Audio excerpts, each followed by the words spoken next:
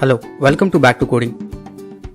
For better understanding of this video, I highly recommend you to check out the previous video or the complete playlist in the description below.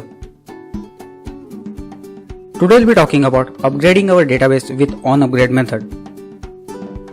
Before we get started, don't forget to hit that subscribe button and a bell icon so that whenever I publish a video, you get notified instantly about it. The onUpgrade method has three parameters: the SQLite database, the version number of the database itself, and the new version of the database that's passed to the SQLite OpenHelper superclass.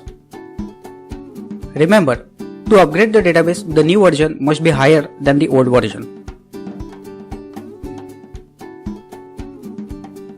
The version numbers are important as you can use them to say what database changes should be made depending on which version of the database the user already has.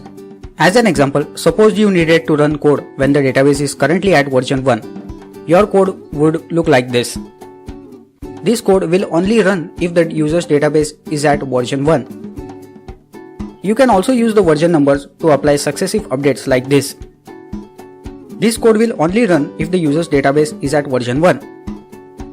This code will run if the user's database is at version 1 or 2. If the user has version 1 of the database, it will run both sets of code. Using this approach means that you can make sure that the user gets all the database changes applied that they need, irrespective of which version they have installed. The onDowngrade method works in a similar way to the onUpgrade method. We'll see that in the next video. Don't forget to check my other videos which can be helpful to you.